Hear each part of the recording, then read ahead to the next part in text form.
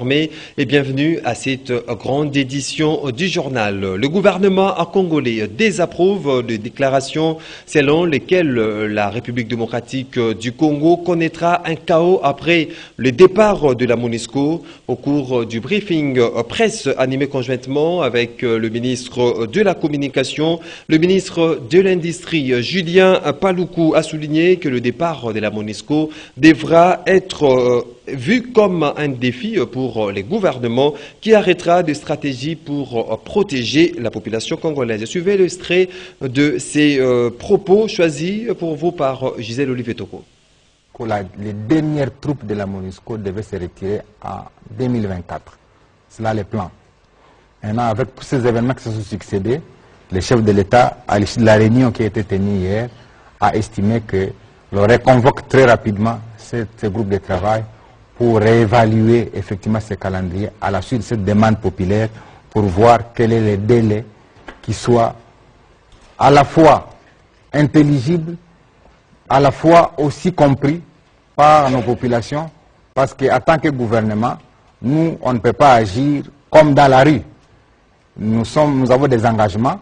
Il ne faudrait pas que, même s'il y a des problèmes, que d'un coup nous nous réveillons et que nous disions, bon, aujourd'hui c'est fini, le lendemain c'est la fin. Non, comme gouvernement, on s'assoit, parce qu'il y a une résolution du Conseil de sécurité. Si vous lisez la résolution 2556, elle dit clairement ceci: le Conseil de sécurité approuve la stratégie commune des retraits progressifs et échelonnés. Ça, c'est la résolution. Elle est déjà prise.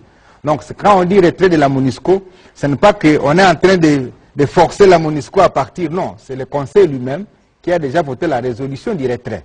Maintenant, comment le faire et quand le faire et pour quelle période, ça, c'est le groupe de travail qui va maintenant les définir. Et comme on allait jusqu'en 2024, pour le président de la République, avec ce qui s'est passé ici, on doit s'asseoir pour dire, eh bien, 2024 n'est plus le cap, on doit définir un nouveau cap. Et ici, ce n'est pas le lieu de vous dire quel est le cap qui sera défini, parce qu'il faudra que ce soit le groupe de travail qui définisse. Parce que la même résolution dit, la MONUSCO, le gouvernement, en liaison même avec la société civile. Or, nous avons rencontré les couches de la société civile. Donc, ce groupe de travail, au-delà du gouvernement et de la MONUSCO, va associer la société civile pour redéfinir les nouveaux délais raccourcis. Ça, c'est la volonté du gouvernement. Si vous lisez les points 49, 48, 49, 50, 51, la résolution parle du transfert des tâches de la MONUSCO au gouvernement. C'est-à-dire, ce plan-là définit comment les tâches que la MONUSCO exécutée doivent être transférées au gouvernement. Ici, je voudrais apporter une autre précision. Lorsqu'on parle du retrait de la MONUSCO, il faut que l'opinion et la MONUSCO elle-même sachent que on ne veut pas énerver quiconque. Parce qu'il y a des gens qui peuvent croire que quand on veut parler du retrait de la MONUSCO, non, ça va énerver la MONUSCO parce qu'on veut exiger son départ. Non. Il y a une résolution du Conseil de sécurité qui parle de la stratégie du retrait. C'est-à-dire que les Nations Unies elles-mêmes sont déjà d'avis que leurs troupes doivent quitter la République démocratique du Congo. Et puis, sachez en plus bref que dans une correspondance adressée à la mission de l'Organisation des Nations Unies pour la stabilisation en République démocratique du Congo, le gouvernement congolais, par le truchement du ministère des Affaires étrangères, tient à obtenir urgemment les départs de son porte-parole Mathias Gilman. Ce dernier est reproché d'avoir tenu des propos indélicats et inopportuns à la base des tensions qui ont causé 36 morts, parmi lesquels 32 civils congolais. Des propos affirmant que les terroristes M23 sont dotés d'armes plus sophistiquées que la MONUSCO et même le FARDC. Le gouvernement congolais attend que des dispositions soient prises pour que M. Mathias Gilman quitte le territoire congolais dans un plus bref délai. Tout à fait autre chose. À présent, le président de la Commission électorale nationale indépendante, Denis Kadima, a eu des échanges avec une délégation des cadres permanents des concertations de la femme congolaise. L'entretien a porté sur la représentation d'un nouvel outil dénommé analyse comparative de sexe et plus. Suivez. Comme vous le savez, la CENI c'est notre partenaire et nous avons le devoir et l'obligation de nous renforcer les capacités. Voilà pourquoi nous sommes là. Nous sommes venus avec un outil qui renforce le genre. Comme vous le savez, le genre est transversal. Ça devra s'appliquer dans tous les domaines de la vie. Et il y a eu un nouveau outil qui renforce les genres, comme les élections aussi intègrent les genres.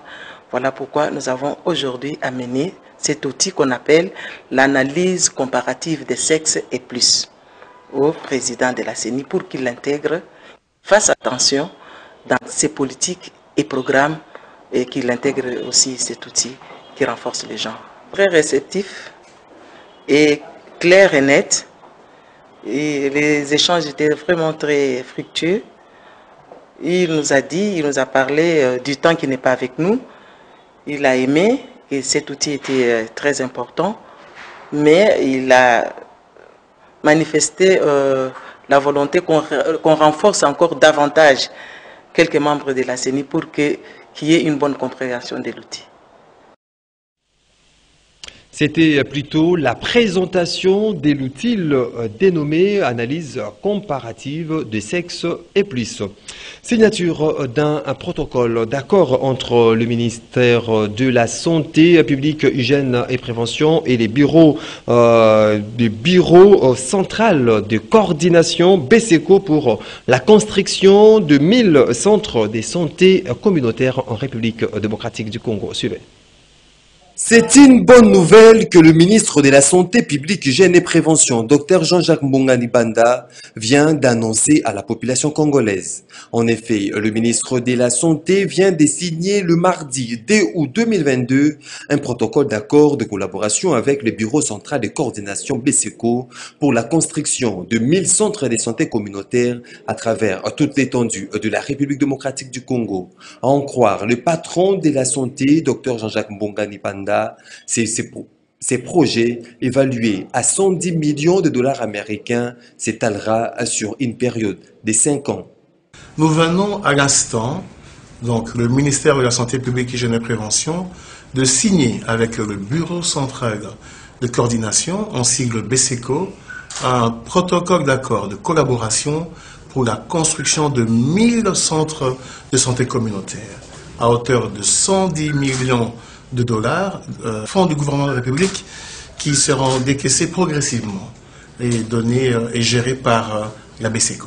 Mais rapidement, je pense que les études sont en cours. Déjà autour d'un peu moins de 5 millions de dollars sont disponibles pour les études, pour permettre ce projet qui commencera dans les semaines à venir. Il faut savoir que pour construire 1000 centres de santé à travers la République, pour rencontrer la vision du chef de l'État qui est de mettre en œuvre la couverture santé universelle, le projet prendra 5 années. 5 années pour rapprocher ce qu'on appelle l'offre de soins et de services auprès de la population de base.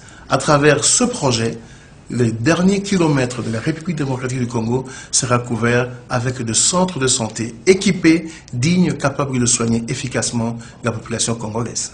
Et de rajouter que d'ici décembre de cette année, 104 centres de santé communautaire seront construits sur toute l'étendue du territoire, en ce y compris la ville-province de Kinshasa.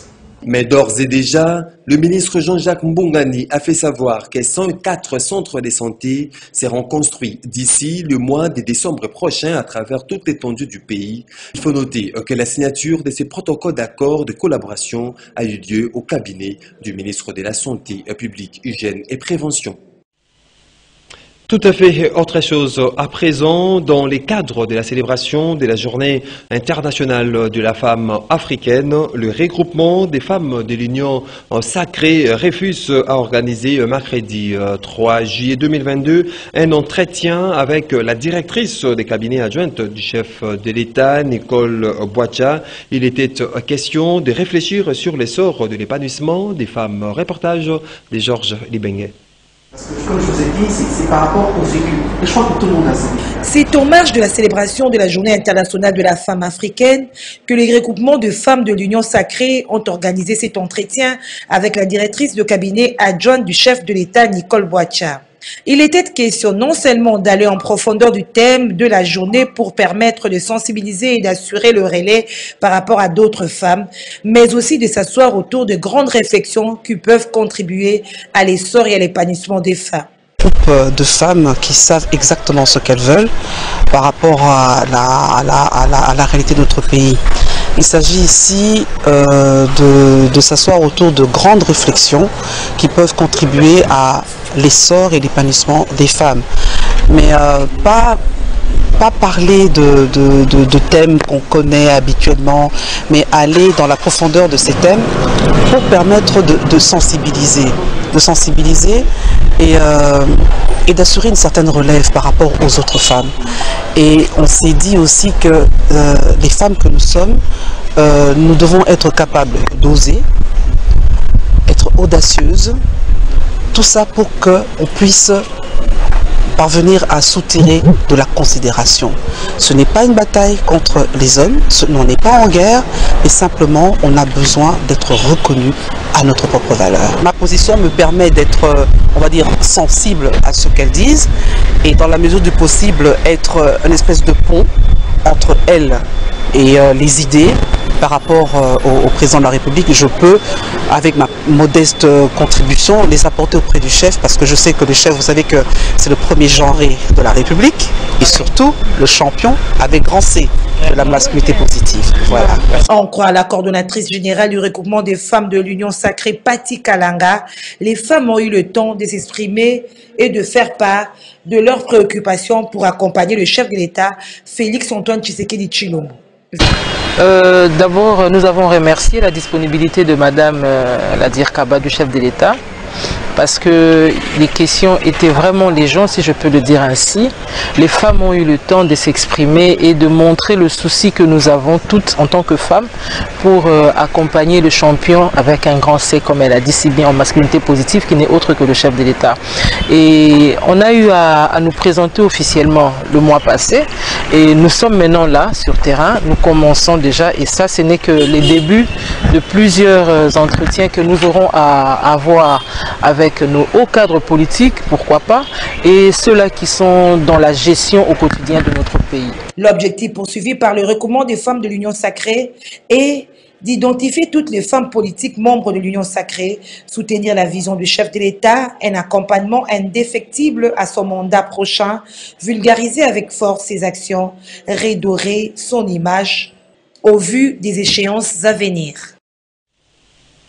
Et puis en société, pour terminer, un corps sans vie a été retrouvé ce mercredi sur la rivière Ndjili. Deux versions croisées autour du mystère des CDC. Personne ne sait identifier la personne car n'ayant en elle aucune pièce d'identité, nous dit Gisèle Toko dans cet élément.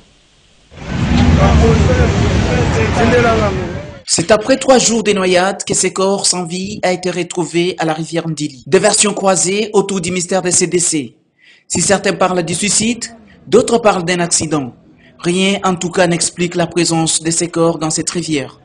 Liwaya moto ezali nzambe en dehors ya nzambe na se na biso na moi na mokili oyo bato bayebaka ezali ba médecin légiste moto akufi médecin légiste akodetermine cause ya mort ya motu wana tomonaka oyo mort normal nakufi na maladi nini tuza me mongango oyo azali spécialité mpona koyeba cause ya liwa na ye azali mais d'une manière générale na mwa moke toyebi toyekola ndenge babimisi ye na mai emonani ke aza na trace moko te ke motu moko baétouffe to batorture to basali ye mabe songolo pakala te ezali mpe te ke ndeko akufeli awa selon baspécialiste oyo bayebi makambo ya mai na bango bapeshe balobi c'est sûr auti likolo ya Ndjili nde mai ezokisa ye ayokama na po awa depuis balobi aza na pota oyo babengaka mbasi balokolo c'est ça je ne sais pas mais toyebi kaka ke ndeko tokuti un corps sans vie na kati ya rivière Ndjili. Le reste ezali ka médecin le final pour déterminer pour la quantité commentaire que la contredit na bazous. Aucun membre des familles de la victime n'a été retrouvé jusque-là. La victime n'avait sur elle aucun document d'identité. Voilà qui met fin, mesdames et messieurs, à cette grande édition du journal. Merci de votre confiance renouvelée et très bonne suite de programmes sur Canal Congo à télévision.